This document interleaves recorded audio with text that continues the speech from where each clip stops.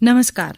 આકાશવાણી અમદાવાદ વડોદરા પ્રાદેશિક સમાચાર હિના મોદી વાંચે છે. સૌપ્રથમ મુખ્ય સમાચાર. મુખ્યમંત્રી વિજય રૂપાણીએ અમદાવાદ, વડોદરા, રાજકોટ અને સુરતમાં રાત્રિ કરફ્યુનો પૂર્ણ રીતે અમલ થાય તે માટે રાજ્યના નાગરિકોને અપીલ કરી છે. આવતીકાલે સવારે 6 વાગે અમદાવાદનો 57 કલાકનો કરફ્યુ પૂર્ણ થશે. કેન્દ્રીય આરોગ્ય ટીમના અગ્રણી ડોક્ટર સિંઘે રાજ્યની હોસ્પિટલોમાં કોવિડ દર્દીઓની સ્થિતિનું સ્કેનિંગ કરીને દર્દીઓની તબક્કાવારની સ્થિતિનું મોનિટરિંગ થાય તે દિશાના પ્રયાસને આવકાર્યા છે. અધિક મુખ્ય સચિવ ડોક્ટર રાજીવ ગુપ્તાએ કહ્યું છે કે અમદાવાદની કેટલીક હોસ્પિટલો જરૂર ન હોય તો પણ દર્દીઓને દાખલ કરી રહી છે, જે ગેરકાયદેસર છે અને તેમની સામે કડક પગલાં ભરવામાં આવશે. અને અમદાવાદના પોલીસ કમિશનર સંજય શ્રીવાસ્તવે કહ્યું છે કે આવતીકાલથી પોલીસ અમદાવાદ શહેરમાં સોશિયલ ડિસ્ટન્સ જાળવવા અને માસ્ક લોકો પહેરે તેના માટે પ્રયત્ન કરશે. જરૂર જણાશે તો પોલીસ માસ્ક પણ આપશે. સમાચાર વિગતવાર. મુખ્યમંત્રી શ્રી વિજય રૂપાણીએ અમદાવાદ, રાજકોટ, સુરત, વડોદરામાં રાત્રિ કરફ્યુના અમલ માટે લોકોને અપીલ કરી છે. અમદાવાદમાં આવતીકાલે સવારે 6 વાગે 57 કલાકનો કરફ્યુ પણ પૂર્ણ થશે. મુખ્યમંત્રીએ જણાવ્યું હતું કે રાત્રિ કરફ્યુમાં ખાસ કરીને યુવાનો રાત્રે કોઈપણ કામ વગર બિનજરૂરી બહાર ન નીકળે તેવી તેમને અપીલ કરી છે. કરફ્યુનો પૂર્ણ રીતે 4 શહેરોમાં અમલ થાય એ સિવાય પણ ગુજરાતના બાકીના શહેરો ત્યાંના નાગરિકને પણ હું વિનંતી કરું છું કે આપણે ત્યાં ગામમાં સંક્રમણ વધે નહીં, એટલા માટે સાંજ પછી બધા ઘરમાં રહે, નિયમોનું પાલન કરે અને દિવસે સવારે 6 થી રાત્રે 9 ગુજરાતમાં તમામ જગ્યાએ માસ્ક વગર કોઈ નીકળે નહીં. ફરજિયાત બધા માસ્ક પહેરે, માસ્કથી જ બચી શકશું. અને એટલા માટે સોશિયલ ડિસ્ટન્સ, માસ્ક પહેરવો, હાથને સેનેટાઈઝ કરવા, આ સિવાય બીજો ઉકેલ પણ નથી આપણી પાસે. તો આનું ચુસ્તતાથી પાલન થાય, કરફ્યુનો પણ ચુસ્ત અમલ કરવામાં આવશે, એનો પણ બધા સહકાર આપે અને આપણે જેમ ભૂતકાળમાં સાથે મળીને દરેક સંક્રમણ વખતે આપણે એમાંથી બહાર નીકળ્યા છીએ, સારી રીતે નીકળ્યા છીએ, સૌનો સહકાર પણ મળ્યો છે. ગભરાવાની પણ જરૂર નથી. સરકારે પૂરી વ્યવસ્થા કરી છે. ડોક્ટરોનો ફોર્સ વધારી દીધો છે, હોસ્પિટલના બેડ પણ વધારી દીધા છે, તરત સારવાર મળી જાય એની વ્યવસ્થા પણ ઊભી કરી દીધી છે. એટલે ગભરાવાની પણ આવશ્યકતા નથી, પરંતુ સંક્રમણને રોકવું એ આવશ્યક છે. અને એટલા માટે આપ સૌને અપીલ કરું છું કે રાત્રિ કરફ્યુનો પૂરતો ઉપયોગ અને પૂરતું નિયમોનું પાલન થાય એવી મારી આપ સૌને અપીલ છે. ગુજરાતમાં કોરોના સંક્રમણ નિયંત્રણ, સારવાર, માર્ગદર્શન અને ટ્રીટમેન્ટ પ્રોટોકોલના સર્વેલન્સ માટે આવેલી કેન્દ્રીય ટીમના 3 સભ્યોએ મુખ્યમંત્રી શ્રી વિજય રૂપાણી, નાયબ મુખ્યમંત્રી શ્રી નીતિનભાઈ પટેલ સાથે ગાંધીનગરમાં વિસ્તૃત બેઠક યોજી હતી. મુખ્યમંત્રી શ્રી વિજય રૂપાણી સાથેની આ ટીમની બેઠક પૂર્વે ટીમના સભ્યોએ અમદાવાદ, વડોદરા અને મહેસાણાની મુલાકાત લઈને ત્યાં આપવામાં આવતી સારવાર, સર્વેલન્સ, સંક્રમણ નિયંત્રણના આરોગ્યલક્ષી ઉપાયોની સર્વગ્રાહી તલસ્પર્શી વિગતો મેળવી હતી. કેન્દ્રીય ટીમે ગુજરાતમાં ધન્વંતરી આરોગ્ય રથનો જે પ્રયોગ અત્યંત સફળ રહ્યો છે તેનાથી સંતોષ દર્શાવી અન્ય રાજ્યોમાં પણ આ ધન્વંતરી રથ મોડલ અપનાવી શકાય તેમ મુખ્યમંત્રી સાથેની ચર્ચામાં જણાવ્યું હતું. તેમણે ખાસ કરીને ગુજરાતમાં home isolation, area specific surveillance અને પદ્ધતિસરના મોનિટરિંગની પણ પ્રશંસા કરી હતી.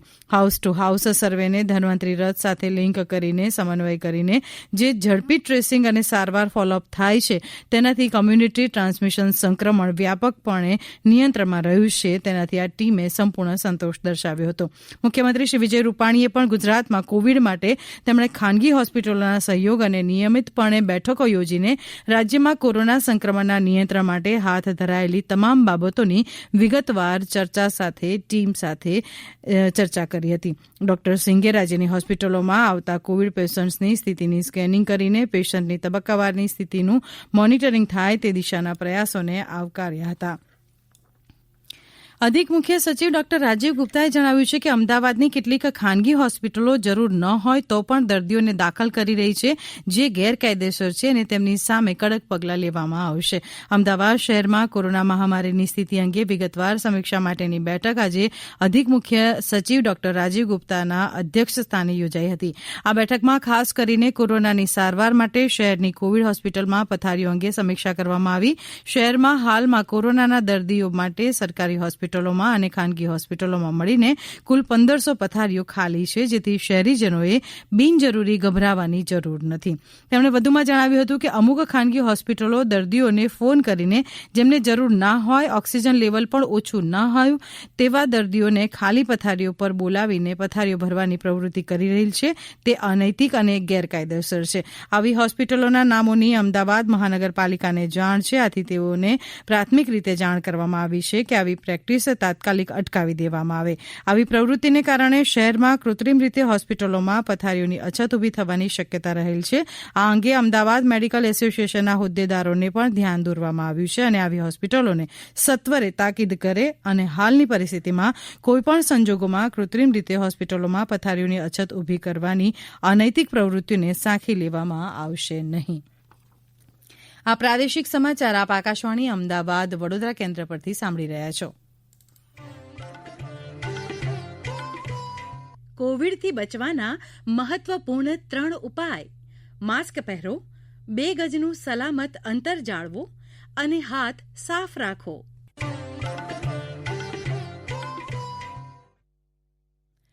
અમદાવાદ શહેરના પોલીસ કમિશનર સંજય શ્રીવાસ્તવે જણાવ્યું છે કે અમદાવાદમાં આવતીકાલે સવારે 6 વાગે પૂરા થનાર કરફ્યુ અંગેનું જાહેરનામું આવતીકાલે પૂર્ણ થશે.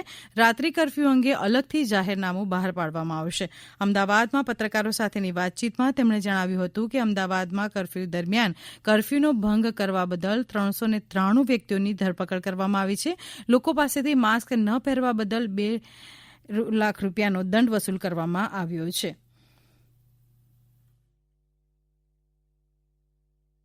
આવતીકાલ આજે જાહેરનામા છે આ સવારે 6 વાગે પૂરો થાય છે અને પછી રાત્રિ કરફ્યુ જે છે આના માટે એક સેપરેટ જાહેરનામા બહાર પાડવામાં આવશે, જેમાં જે વસ્તુઓ પ્રતિબંધિત હશે અથવા જે બાબત ચાલુ રાખવાની રહેશે આ સ્પષ્ટતા કરવામાં આવશે. જ્યારે જાહેરનામાનો સમય પૂરો થશે અને કરફ્યુ પૂરો થશે આ પછી પોલીસ વિભાગનું જે કામ છે અમે સોશિયલ ડિસ્ટન્સિંગ કરાવવા માટે પ્રયત્ન કરશું અને માસ્ક લોકો પહેરે આના માટે પ્રયત્ન કરશું. જે લોકો માસ્ક નહીં પહેરશે એમના વિરુદ્ધ પગલાં લેવામાં આવશે. પ્રયત્ન આ રહેશે કે કદાચ માસ્ક વિતરણની જરૂર હોય તો અમે માસ્ક પણ આપવાના છીએ. કોરોના મહામારીના કારણે કચ્છના હસ્તકળાના કારીગરોને વ્યાપક અસર પહોંચી છે. છેલ્લા 15 વર્ષથી વણાટકામ કરતા નખત્રાણા તાલુકાના ભડલી ગામના રહેવાસી દિનેશભાઈ હરિલાલ મારવાડા જણાવે છે કે કોરોનાના કારણે આ વખતે સેલિંગ થઈ શક્યું નથી. આ લોકડાઉનના અસરમાં અમારા કામને એટલી બધી નુકસાની આવી છે કે સમજી લો ને અમે જે વર્ષમાં અમે સેલ કરીએ છીએ એ સેલ અહીંયા થતું નથી. હમણાં સ્ટોકમાં બધું માલ પડ્યો છે મારી પાસે અને જે અમારે અહીંયા એક ઓપ્શન હતો એ વ્હાઇટ રણનો તે પણ હમણાં ઓપ્શન છે નહીં. અને બધા કારીગરો મારી પાસે ગયા વર્ષની તુલનામાં મારી પાસે 10 કારીગરો કામ કરતા હતા ને હવે અમે ઘરના જ કામ કરીએ છીએ. બીજા બધા અમારા જે આર્ટિઝનો હતા તે બીજા મજૂરી કામે લાગી ગયા છે. એવી પરિસ્થિતિ આ કોરોનાની વજહથી આવી ગઈ છે. અને બીજી વસ્તુ એ છે કે અમારા માલ છે અમારે જે નિગમ દ્વારા જો ખરીદી થઈ શકે સીધી તો અમને થોડોક રાહત મળી શકે આમાં. બોટાદ નગરપાલિકા દ્વારા 8.5 કરોડના ખર્ચે તૈયાર કરવામાં આવેલા ફિલ્ટર પ્લાન્ટનું ઉર્જા મંત્રી સૌરભ પટેલે આજે લોકાર્પણ કર્યું હતું. આ ફિલ્ટર પ્લાન્ટ ખુલ્લો મૂકતા હવે બોટાદ શહેરના લોકોને દૈનિક 40 MLD શુદ્ધ ફિલ્ટરવાળું પાણી મળશે. આજે એનસીસી દિવસની ઉજવણી કરવામાં આવી. આ ઉજવણીના ભાગરૂપે તમામ એનસીસી ખાતે નાની પરેડ, ધ્વજવંદન અને રક્તદાન શિબિરોનું આયોજન કરવામાં આવ્યું હતું. એનસીસી દિવસના પ્રસંગે ગુજરાત, દાદરા અને નગર હવેલી, દમણ અને દીવના અધિક મહાનિદેશક મેજર જનરલ રોય જોસેફે ગુજરાત નિદેશાલયના તમામ કેડેટ્સ અને સ્ટાફને એનસીસી દિવસની ખૂબ જ શુભેચ્છાઓ પાઠવી હતી. અરબી સમુદ્રમાં ડિપ્રેશનને કારણે જાફરાબાદ બંદર પર 1 નંબરનું સિગ્નલ લગાવવામાં આવ્યું છે. હાલ જાફરાબાદનો દરિયો શાંત છે, છતાં તકેદારીના ભાગરૂપે 1 નંબરનું સિગ્નલ લગાવવામાં આવ્યું છે. માછીમારોને માછીમારી કરતી વખતે એલર્ટ રહેવા તંત્ર દ્વારા સૂચના આપવામાં આવી છે. ડિપ્રેશનને કારણે પવનની ગતિમાં થોડો વધારો થયો છે. માછીમારોને માછીમારી કરતી વખતે ધ્યાન રાખવા અને જરૂર જણાય તો દરિયા કિનારે આવી જવા પણ સૂચના આપવામાં આવી છે. હાલ દરિયામાં સામાન્ય સ્થિતિ જોવા મળી રહી છે. અંતમાં મુખ્ય સમાચાર ફરી એકવાર. મુખ્યમંત્રી વિજય રૂપાણીએ અમદાવાદ, વડોદરા, રાજકોટ અને સુરતમાં રાત્રિ કરફ્યુનો પૂર્ણ રીતે અમલ થાય તે માટે રાજ્યના નાગરિકોને અપીલ કરી છે. આવતીકાલે સવારે 6 વાગે અમદાવાદનો 57 કલાકનો કરફ્યુ પૂર્ણ થશે. કેન્દ્રીય આરોગ્ય ટીમના અગ્રણી ડોક્ટર સિંઘે રાજ્યની હોસ્પિટલોમાં કોવિડ દર્દીઓની સ્થિતિનું સ્કેનિંગ કરીને દર્દીઓની તબક્કાવારની સ્થિતિનું મોનિટરિંગ થાય તે દિશાના પ્રયાસને આવકાર્યા છે. અધિક મુખ્ય સચિવ ડોક્ટર રાજીવ ગુપ્તાએ કહ્યું છે કે અમદાવાદની કેટલીક હોસ્પિટલો જરૂર ન હોય તો પણ દર્દીઓને દાખલ કરી રહી છે, જે ગેરકાયદેસર છે અને તેમની સામે કડક પગલાં લેવામાં આવશે. અને અમદાવાદના પોલીસ કમિશનર સંજય શ્રીવાસ્તવે કહ્યું છે કે આવતીકાલથી પોલીસ અમદાવાદ શહેરમાં સોશિયલ ડિસ્ટન્સ જાળવવા અને માસ્ક લોકો પહેરે તેના માટે પ્રયત્ન કરશે. જરૂર જણાશે તો પોલીસ માસ્ક પણ આપશે. આકાશવાણી અમદાવાદ વડોદરા કેન્દ્ર પરથી પ્રાદેશિક સમાચાર પૂરા થયા.